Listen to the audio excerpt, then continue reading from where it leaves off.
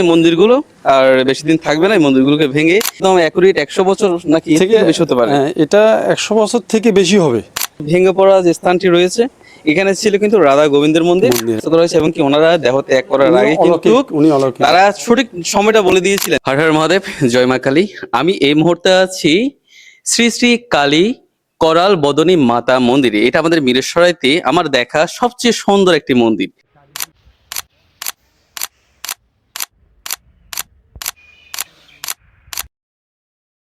হর হর মহাদেব, জয় মা কালী। আমি এখন যে মন্দিরের সামনে আছি আপনাদেরকে একটু আগেই বলেছি, এটা হচ্ছে করাল বদনী মাতা মন্দির। এখন আমি এখানকার যে পূজা উদযাপন কমিটির আপনার সহ সভাপতির সাথে আমি কথা বলছি। ওনার নাম হচ্ছেন সুশান্ত বণিক। ওনাকে নিয়ে আমি পুরো মন্দিরের আশপাশ ঘুরে দেখবো এবং কি উনি আমাদেরকে বলবেন যে কোন জায়গায় কি মন্দির ছিল একটা সময়। কারণ এখানে কিন্তু অনেক পুরাতন মন্দির রয়েছে, এখানে 100 বছরের উপরেও কিন্তু পুরাতন মন্দির রয়েছে। আর সবচেয়ে অবাক করার বিষয় হচ্ছে এখানে দুজন গুরুদেব রয়েছেন যাদের দেহ ত্যাগ করার ঠিক আগ মুহূর্তে তারা সঠিক সময়টা বলে দিয়েছিলেন যে আমি এই সময়টাতে দেহ ত্যাগ করব এবং ওই সময়টাতে দেহ ত্যাগ করেছিলেন। আমি গুরুদেবের মন্দিরগুলো দেখাবো। এখন আমি পুরাতন মন্দিরগুলো একটু দেখাই ঘুরে, যে এখানে যে মন্দিরগুলো ছিল, এখানে ছিল রাধাকৃষ্ণ মন্দির এবং কালী মন্দির ছিল, শিব মন্দির ছিল। যে তিনটা মন্দিরকে ভেঙে আমার পেছনে যে মন্দিরটা দেখতে পাচ্ছেন আমাদের পেছনে, এই তিনটি মন্দির বর্তমানে খুব সুন্দর। এক কথায় বলতে গেলে মিরসরাইয়ের মধ্যে আমার দেখা সবচেয়ে সুন্দর একটি মন্দির হচ্ছে এই মন্দিরটি। আমি একটু সামনের দিকে যাব, সামনের দিকে গিয়ে আমি দাদাকে একটু জিনিস দাদার কাছ থেকে জানার চেষ্টা করব। সেটা হচ্ছে এই মন্দিরগুলো এখানে ছিল একটা সময় 100 বছর আগে। যে 100 বছর কি একদম অ্যাকুরেট 100 বছর নাকি এর থেকে বেশি হতে পারে? এটা 100 বছর থেকে বেশি হবে। এটা ব্রিটিশ পিরিয়ডের আগে আচ্ছা, ছিল একটা, মানে ছোট্ট একটা গছ ছিল, কুরের গছ ছিল এখানে এই জায়গা এই এখানে। জায়গাতে। আচ্ছা, এরপরে একজন এই মন্দিরটা মানে যারা ভূমি দান করেছিলেন, বাবু হ্যাঁ, হ্যাঁ, অক্ষয় কুমার বণিক, আচ্ছা, উনি এই মন্দিরের ভূমিটা দান করার পরে ওনারা উনার ছেলে এই এই মন্দিরটা নির্মাণ করেন বাংলাদেশ স্বাধীন হওয়ারও আগে। বাংলাদেশ স্বাধীন হওয়ার তার মানে আমরা বুঝতে পারছি যে এটা আসলে অনেক বছর আগে। বর্তমানে যে মন্দিরটা দেখতে পাচ্ছেন এই মন্দিরটাই প্রায় আমাদের যুদ্ধের আগে 1971 সালে যুদ্ধের আগে এই মন্দিরটা তৈরি করা হয়েছিল, তবে স্থাপিত হয়েছে অনেক 100 বছর আগে। আগে, আমি হ্যাঁ। ওনার কাছ থেকে যেটা জানতে পারলাম, তো বর্তমানে এই মন্দির কিন্তু আর বর্তমানে পূজা করা হয় না, এখন নতুন মন্দিরে পূজা করা হয়। কারণ কিছুদিন আগে নতুন মন্দিরে আপনার বিগ্রহের প্রাণ প্রাণ প্রতিষ্ঠা প্রতিষ্ঠা করা হয়েছে। হয়েছে। আর এখানে আমি আরেকটা জায়গা দেখা, সেটা হচ্ছে যে এই যে ভেঙে পড়া যে স্থানটি রয়েছে, এখানে ছিল কিন্তু রাধা গোবিন্দের মন্দির, হ্যাঁ। রাধাকৃষ্ণ মন্দির। আর রাধাকৃষ্ণ মন্দিরটাকে এখন সম্পূর্ণ ভাঙা হয়েছে এবং কালী মন্দিরটাও ভাঙা হবে। কিছুদিনের মধ্যে ভেঙে ফেলবে, পরিষ্কার করা হবে একেবারে। এখানে একটা খোলা একটা মাঠ প্রাঙ্গণ হবে, যেখান থেকে দাঁড়িয়ে একেবারে মন্দিরের সম্পূর্ণ দৃশ্যটা সামনাসামনি মূল দেখা রাস্তা থেকে যাবে, ক্লিয়ার দেখা যায়। যাতে মূল রাস্তা থেকে ক্লিয়ার দেখা যায়। আবার এখানে একটা নাটখানাও রয়েছে আমার এই পাশে দেখতে পাচ্ছেন। এটা হচ্ছে নাটখানা, অষ্টপ্রহর হয় নাকি না, আমাদের বেশিরভাগ গীতাযোগ্যই হয়। গীতাযজ্ঞ হয়? গীতা পাঠ। আচ্ছা আচ্ছা, এখানে মানে গীতা পাঠ হয় এই হ্যাঁ, স্থানে। হ্যাঁ। আচ্ছা, এবারে প্রথম আমরা চণ্ডীযজ্ঞ করছি এবছর এই বছর প্রথম। প্রথম। আচ্ছা, একটু সামনে আসেন। আমি এখানে যে গুরুদেবের কথা বলেছি, দুজন গুরুদেব আছেন এখানে, হচ্ছে যে শীতলানন্দ পুরী মিশন, উনি হচ্ছেন মহারাজ, আরেকজন ছিল হচ্ছে আপনার উনি হচ্ছে কেশবানন্দ। কেশবানন্দ মহারাজ। হ্যাঁ। এই মন্দিরটা হচ্ছে শীতলানন্দ মিশন, হ্যাঁ। শীতলানন্দ পুরী মহারাজের হ্যাঁ। মন্দির। এখানে গুরুদেবকে সমাধিস্থ করা হয়েছে এবং কি ওনারা দেহ ত্যাগ করার আগে কিন্তু উনি অলৌকিক। তারা সঠিক সময়টা বলে দিয়েছিলেন। যেরকম বাবা লোকনাথ দেহ হুম, ত্যাগ হুম, করার আগে হুম। সঠিক সময়টা বলে দিয়েছিলেন যে আমি এই সময় এই তারিখে এই হ্যাঁ। দিনে এই সময়টাতে দেহ দেহ ত্যাগ রাখবে, করব। হ্যাঁ, দেহ এই রাখবে। গুরুদেবও কিন্তু সেম ওইভাবে বলে দিয়ে কিন্তু দুজনই দেহ ত্যাগ করেছিলেন। আর এই পাশে যিনি রয়েছেন কেশবানন্দ পুরী মহারাজ, আমি ওনাদেরকে একটু দেখাই। একটু সামনে আসেন। এখানে দেখেন গুরুদেবের বিগ্রহটা খুব সুন্দর করে কিন্তু সাজানো হয়েছে। একেবারে মনে হচ্ছে যেন বাহির থেকে দেখলে বোঝা যাচ্ছে জীবন্ত যেন জীবন্ত গুরুদেব ভিতরে বসে বসে আছেন। আছেন। এর পাশাপাশি আবার মাঝখানে একটা মন্দির আছে ছোট্ট। এটা কিসের মন্দির দাদা? উনি হচ্ছে উনিও গুরুদেব, উনি মানে তৃতীয় নম্বর গুরুদেব আর কি। উনি হচ্ছে সুধীরানন্দ সুধীরানন্দ পুরী মহারাজ। মহারাজ, হ্যাঁ, আচ্ছা, সুধীরানন্দ এটা হচ্ছে সুধীরানন্দ পুরী মহারাজ, অর্থাৎ তিনি হচ্ছেন এই স্থানের সর্বশেষ গুরুদেব গুরুদেব যিনি ছিলেন। ছিলেন।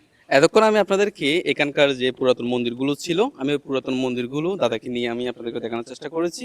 তবে এই মন্দিরগুলো আর বেশি দিন থাকবে না। এই মন্দিরগুলোকে ভেঙে এখানে একটা বিশাল একটা প্রাঙ্গণ করা হবে, যাতে একেবারে রাস্তা থেকে গেট থেকে ঢুকলে যেন মন্দিরটা খুব সুন্দরভাবে দেখা যায়। আর এখন আমি দাঁড়িয়ে আছি সেই মন্দিরের সামনে, একেবারে মন্দিরের সামনে। এটা হচ্ছে নতুন মন্দির। আর কিছুদিন আগে কিন্তু এই মন্দিরের ভিত্তিপত্র স্থাপন 25শে হয়েছে মার্চ, এবং আপনার 30শে চৈত্র, গুরুদেব বুধবার। এখানে শিবের, মা কালীর এবং রাধাকৃষ্ণের রাধা গোবিন্দ বিগ্রহের আপনার প্রাণ প্রতিষ্ঠা করা হয়েছে। আমি এখন মন্দিরগুলো আপনাদেরকে একটু ঘুরে দেখাই। আমি এখানে যে মা রয়েছেন কালী করাল বদনী মাতা।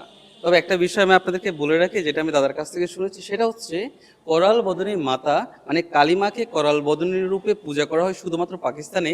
এই বাংলাদেশে এই স্থানে, একমাত্র এই স্থানে ওই কালীমাকে করাল বদনী রূপে পূজা করা হয়। আর এই বিগ্রহের একটা কাহিনী আছে, এখানে যে মাকে স্থাপন করে পূজা করা হয়, এই কাহিনীটা আমি দাদার কাছ থেকে একটু জানবো। আমাদের এই দেওয়ানপুর কালী মন্দিরে এই শ্রী শ্রী মা করলবদনী কালী মাতা মন্দিরকে প্রতিষ্ঠাতা করেন কুঞ্জবিহারী প্রসাদী সুলতানপুর ফেনী। উনি এই কালী মাতাকে আমাদের মন্দিরে আশ্রিত করেন আর কি, দান করেন। তো ওই পর থেকে আমাদের গ্রামবাসীরা বিগত আরও ধরেন 160-70 বছর আগে এটা স্থাপিত হয় আর কি। এরপরে এই মন্দিরে জায়গা দান করেন অক্ষয় কুমার বণিক, ছাদ নির্মাণ করে দেন ওনার ছেলে বলরাম বণিক, সম্ভবত আমি একটু ভুলে গেছি, তাও ওইটাই হবে।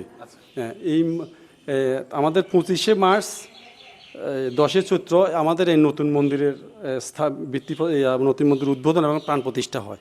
এখন যে বিগ্রহটা আছে মায়ের মন্দিরে, এটা তবে তখনকার সেই বিগ্রহটা না। না, তখন ওইটা পর্যায়ক্রমে এটাকে নতুন করে গড়া হয়েছে আর কি। ওইখান থেকে মার অঙ্গ নিয়ে এই করলবদনী মাতাকে এখানে আবার নতুন পূর্ণরূপে প্রতিষ্ঠাতা নতুন করা হয়। রূপে আবার এখানে এবং আবার স্থাপিত মায়ের করা একটা হয়েছে। বৈশিষ্ট্য আছে, এই মাটা এই করলবদনী মাতা মন্দির সম্ভবত বাংলাদেশের আর কোথাও নাই। এটা একটা মাত্র মন্দির আমরা ইউটিউবে চার্জ করে পেয়েছিলাম, তাও পাকিস্তানে আছে। হ্যাঁ, আমাদের মায়ের কালী মাতার 8 নামের মধ্যে একটি নাম এই হচ্ছে এই করাল বদনী। মাতা করলবদনী মন্দির। অর্থাৎ এই স্থানে মাকে কালীমাকে করাল বদনী রূপে পূজা করা হয়, আর যেটা শুধুমাত্র বাংলাদেশে এই স্থানে রয়েছে, আর অন্য স্থানে কিন্তু এটা দেখা যায় না। দ্বিতীয়ত আছে এটা পাকিস্তানে। আর এই মায়ের দুই পাশে কিন্তু, আর যেখানে মা কালী আছেন সেখানে তো পিতা অবশ্যই আছেন। আমি আপনাদেরকে একটু দেখাই, পাশে রয়েছে আপনার শিব মন্দির। এদিকে আসেন, এদিকে আসলে আমরা শিব মন্দিরটা আমি আপনাদের একটু দেখাই। এই মন্দিরের ভেতর কিন্তু বিশাল আকারের একটা শিবলিঙ্গ রয়েছে, যার উপর আপনার নাগরাজ রয়েছেন, তার উপর হচ্ছে মহাদেবের একটা সুন্দর বিগ্রহ রয়েছেন, আর পাশে তো নন্দীজি আছেন। ওনাকে দেখলে কিন্তু হিংসা হয় আমার প্রচুর পরিমাণে, যে কিভাবে মহাদেবের পাশে সর্বক্ষণ থাকার মতো ভাগ্যটা লাভ করেছে। আর তার পাশে আরেকটা রয়েছে ও রাধাকৃষ্ণ মন্দির, অর্থাৎ কালীমাইয়ের বাম পাশে রয়েছে সুন্দর একটি রাধাকৃষ্ণ মন্দির। আমি রাধাকৃষ্ণ মন্দিরটা একটু দেখাই, যেখানে রাধাকৃষ্ণের সুন্দর একটি বিগ্রহ আছে। এই যে দেখতে পাচ্ছেন, দুই পাশে গৌরনিতাই আর মাঝখানে রয়েছেন রাধাকৃষ্ণ। এত সুন্দর লাগছে যে মনে হচ্ছে এখানে বাস্তব রূপই একটা রূপ দেখা যাচ্ছে। দুই পাশে আছে গৌরনিতাই আর মাঝখানে রাধারানী, রাধা আর কৃষ্ণ। কৃষ্ণের সেই কাঁধের উপর সুন্দর হাত দিয়ে একটা সুন্দর সময় পার করছে, এরকম একটা দৃশ্য এই মন্দিরে তুলে ধরা হয়েছে। আমি আপনার মন্দিরের চারপাশটা একটু ঘুরে দেখাই, এখানে দেখলে অনেক কিছু বুঝতে পারবেন যে এখানে কি পরিমাণ কারুকার্য করা হয়েছে। আর এটা এখানে আলোকসজ্জার যে বিষয়টি, এখানে আপনাদেরকে আমি যদি উপর নিচে দেখাই, এই যে দেখতে পাচ্ছেন উপরে যে কি পরিমাণ আলোকসজ্জার ব্যবস্থা করা হয়েছে। অর্থাৎ সন্ধ্যা হলে যখন রাত নামবে, রাত নামার সাথে সাথে যদি এখানে এখানকার যদি প্রত্যেকটা বাতি জ্বালিয়ে দেওয়া হয়, এখানকার মন্দিরটা অন্য রকমের লাগবে। অর্থাৎ একটা দেবলোকের যে একটা পরিবেশ তৈরি হয়, আমরা ভাগবতে পড়েছি, আমরা গ্রন্থে পড়েছি যে দেবলোক আসলে দেখতে কেমন, এই মন্দিরে সন্ধ্যার পরে দৃশ্যগুলো দেখলে আমার হয়তো মনে হয় যদি আলোকসজ্জা সবগুলো জ্বালিয়ে দেওয়া হয়, এটা একেবারে একটা দেবলোকে পরিণত হবে। তার পাশাপাশি এখানে যে কারুকার্যগুলো করা হয়েছে, এত সুন্দর কারুকার্য, প্রত্যেকটা আপনার স্তম্ভের মধ্যে সুন্দর সুন্দর খুব আপনার কারুকার্য করা নিখুঁতভাবে, হয়েছে। একদম আচ্ছা দাদা, এই কাজগুলো কোন স্থানের মিস্ত্রি করেছেন? উনি চাপাই নবাবগঞ্জ, চাপাই নবাবগঞ্জ থেকে। বাহ। উনাদের তো কাজের আলাদা একটা বৈশিষ্ট্য আছে। তবে এখানকার যারা মন্দির পরিচালনা কমিটি রয়েছেন, তাদের আসলে বুদ্ধিমত্তার পরিচয় আমি কি বলবো, উনা এটা প্রকাশ করার মতো না, যে এত দূর থেকে এত সুন্দর কারিগর এনে এখানে কাজ করিয়েছেন যাতে একদম নিখুঁত হয়। অর্থাৎ টাকা খরচ করবে যাতে একদম ভালো জায়গায় খরচ করবে, এই ধরনের চিন্তা সুন্দর ভাবনা একটা নিয়ে কিন্তু এখানে কাজগুলো হয়েছে। এখানে আবার শঙ্খ রয়েছে, কত সুন্দর, মানে শঙ্খের একটা ছাপ তৈরি করা হয়েছে। তার পাশাপাশি মন্দিরগুলোর একটা যে সাইজগুলো কিন্তু বিশাল আকৃতির, বিশাল আকৃতির। আর বিগ্রহগুলো তো দেখতে পেলেন যে কত সুন্দর বিগ্রহ। আর বাহির থেকে যদি আমি আপনাদেরকে একটু দেখাই, বাহির থেকে কিন্তু গম্বুজগুলো এত সুন্দর দেখা যাচ্ছে।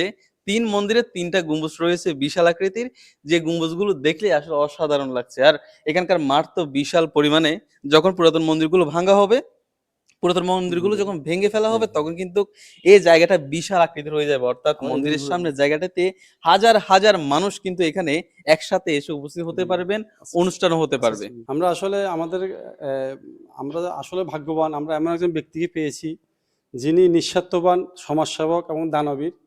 আমার শ্রদ্ধেয় ছোট কাকা বাবু গোপাল চন্দ্র বণিক, ওনার মানে দীর্ঘ প্রচেষ্টা, শ্রম এবং আন্তরিকতা এবং আর্থিকভাবে দিন রাত পরিশ্রম করে উনি না খানা দাওয়া, ব্যবসা বাণিজ্য সব কিছু রেখে পিছনে রেখে এই মায়ের মন্দিরটাকে সর্বাধিকার দিয়ে উনি মানে দিন রাত পরিশ্রম করে, চোখের ঘুম পর্যন্ত ওনার ছিল না এই মন্দিরকে কিভাবে সুন্দর করে একটা প্রতিষ্ঠা, মায়ের মন্দির রূপে একটা সুন্দর একটা প্রতিষ্ঠান রূপে স্থাপন করবেন। ধন্যবাদ এই সভাপতিকে, যিনি অক্লান্ত পরিশ্রম করে এই মন্দিরটিকে একেবারে ছোট থেকে এত বিশাল আকৃতিতে প্রতিষ্ঠা করেছে, যার কারণে আজকে পুরো চট্টগ্রামবাসী জানেন এই মন্দির সম্পর্কে, অনেকে দেখেছেন, অনেকে প্রতিনিয়ত এসে কিন্তু এই মন্দির দর্শন করতে পারছেন একমাত্র ওনার বাবু কারণে, গোপাল চন্দ্র যিনি বণিকের এই কারণে এই মন্দিরের পেছনে অক্লান্ত পরিশ্রম এবং করেছেন। ওনার কাছ শ্রম, থেকে যেটা অর্থ সবকিছু উনি যেটা শুনেছি যে উনি অর্থ দিয়ে, শ্রম দিয়ে একেবারে নির্ঘুম থেকে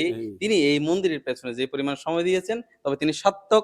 হয়তো তিনি কোন এক জন্মে ভালো একটা পুণ্যের কাজ করেছিলেন, তাই এই মহৎ কাজ করার মতো সামর্থ্য তিনি এই জন্মে এসে পেয়েছেন। আপনার শ্রীচরণে অসংখ্য প্রণতি। সকলের কাছে একটা অনুরোধ থাকবে, সেটা হচ্ছে এই ভিডিওটি যথেষ্ট পরিমাণ শেয়ার করে দিন, মানুষ দেখুক আর এই মন্দিরের এই স্থানের ইতিহাস জানুক, যাতে মানুষ দেখে অন্তত উপভোগ করতে পারে আমাদের একেবারে গ্রাম অঞ্চলের প্রায় অনেকটা ভিতরে। আমি যদি আপনাদের লোকেশনটা বলি, লোকেশনটা বললে বুঝতে পারবেন এই মন্দিরটা আসলে কোথায়। আপনাদেরকে এই মন্দির আসতে হলে প্রথমে ঢাকা চট্টগ্রাম হাইওয়ে থেকে আপনাদেরকে চলে আসতে হবে, আপনাদেরকে জোরালগঞ্জ থেকে আসতে হবে আপনাদেরকে দেওয়ানপুর কালী মন্দির বলে যেই কেউ মানুষ আপনাদেরকে দেখিয়ে দিবে এই মন্দিরটা আসলে কোথায় আছে।